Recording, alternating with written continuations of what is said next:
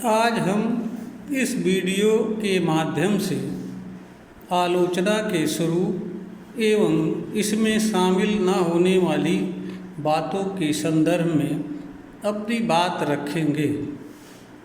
आलोचना का स्वरूप ईमानदार होना चाहिए, निष्पक्ष होना चाहिए, भेदभाव रहित होना चाहिए,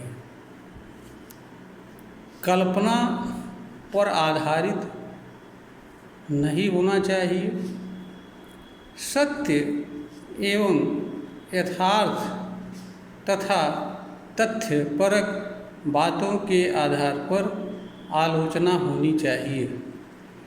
आलोचना में देश, काल, समय एवं परिस्थिति का भी ध्यान रखना चाहिए।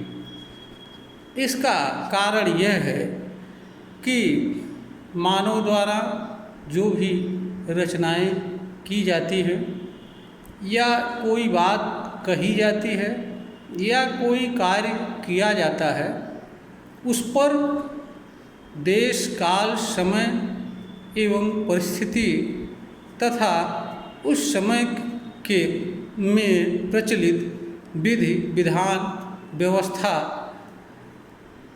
भी उसके बात कहने, कार्य करने एवं किसी प्रकार की रचना करने का आधार होती है। कोई दूसरी बात यह है कि बहुत से कार्य मानव द्वारा ऐसे किए जाते हैं या बहुत सी रचनाएं मानव द्वारा ऐसी की जाती हैं जो देश, काल, समय एवं परिस्थिति की उपज होती है। अगर हम ऐसी रचनाओं एवं कार्य की आलोचना वर्तमान समय के अनुसार करें तो वह अनर्थपूर्ण हो जाती हैं। इसलिए जब आलोचना की जाती है तो यह भी देखा जाना चाहिए कि जिस चीज़ के संदर्भ में आलोचना की जा रही है उसका समय क्या है, उसका स्थान क्या है, उसके परिस्थितियाँ क्या हैं, उस समय की आवश्यकता क्या है और उस समय के विधि विधान क्या कहते हैं।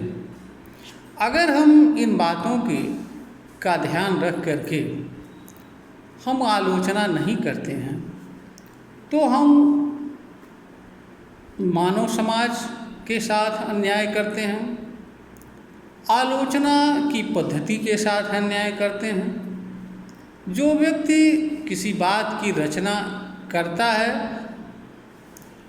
उसके साथ अन्याय करते हैं, रचना के साथ अन्याय करते हैं, की गई या कही गई या लिखी गई बातों के साथ अन्याय करते हैं।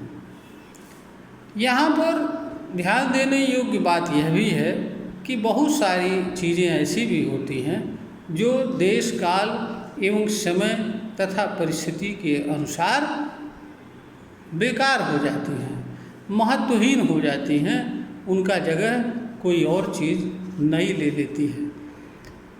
अगर हम जो चीज़ें भविष्यकाल का विषय बन गई, अगर हम उनका वर्तमान के आधार पर तुलना करेंगे तो या आलोचना करेंगे तो हर चीज़ें हमको गलत नज़र आएंगी।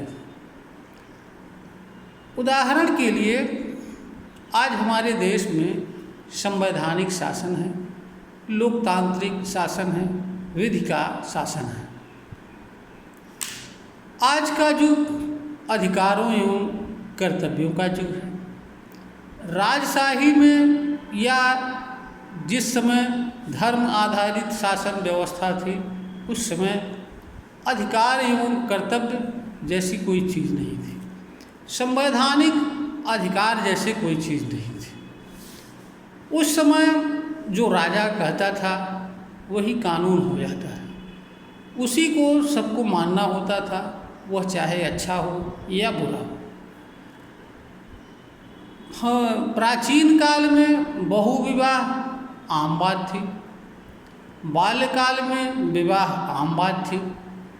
आज के संविधान एवं कानून के अनुसार बाल विवाह एवं बहुविवाह दोनों अनुमन्य नहीं हैं, उचित नहीं है। अगर हम पहले किए गए विवाह एवं की आलोचना या मूल्यांकन आज के कानून के आधार पर करते हैं तो वह गलत साबित होगा। इसी तरीके से कोई अन्य कार्य, जैसे पहले राजा महाराजा या सामान्य जन एक से अनेक पत्नियां रखते थे। आज हमारे देश के कानून के अनुसार एक से अधिक पत्नी रखने का अधिकार किसी हिंदू को नहीं है। अगर हम आज के कानून के अनुसार राजशाही के युग की शादी एवं उसकी व्यवस्था तथा उसकी संख्या का मूल्यांकन करेंगे या निर्धारण करेंगे कि वह अच्छा है या बुरा है, तो पता चलेगा कि उस समय के सारे फैसले, शादी की पद्धति, विवाह, बहुत सारी चीज़ें ऐसी हैं जो गलत साबित होंगी। इसलिए जब भी आलोचना की जाती है, देश, काल, समय एवं परिस्थिति का भी ध्यान रखा जाता है। बहुत सी बार परिस्थितियां ऐसी होती हैं कि मनुष्य चाहते हुए भी जो चीज़ करना चाहिए वह नहीं कर पाता है। इसलिए परिस्थिति को भी ध्यान रखना चाहिए कि अगर कोई कार्य किसी परिस्थितिवश किया गया है, उस परिस्थिति अगर न रहती तो शायद मनुष्य उस कार्य को नहीं करता। तो जब हम ऐसी चीज़ की आलोचना करते हैं तो हमें मनुष्य के उस कार्य को करने की परिस्थिति को भी ध्यान में रखना चाहिए, उस पर भी विचार करना चाहिए और उसके उपरांत किसी चीज़ को अच्छा या बुरा या सही कहना चाहिए। आलोचना में निरर्थक और जो बातें वर्तमान समय के लिए उपयुक्त नहीं हों उनको शामिल नहीं किया जाना चाहिए, क्योंकि आलोचना का उद्देश्य समाज में बदलाव, जन कल्याण तथा लेखक या रचनाकार अथवा किसी किए गए कार्य का मूल्यांकन करना होता है। किसी की कमी खोजना या उस पर बुराई खोजना या उसको अच्छा साबित करना या गलत साबित करना, यह आलोचना का उद्देश्य नहीं होता है। अब हम बात करेंगे आलोचना में कौन सी बातें नहीं होनी चाहिए या किन चीज़ों की आलोचना नहीं होनी चाहिए। आलोचना व्यक्ति परक नहीं होनी चाहिए। किसी व्यक्ति के निजी जीवन, निजी कार्य, निर्णय आदि या किसी व्यक्ति की आलोचना नहीं होनी चाहिए। इसका कारण ये है कि किसी एक व्यक्ति का दूसरे व्यक्ति पर कोई प्रभाव नहीं पड़ता है।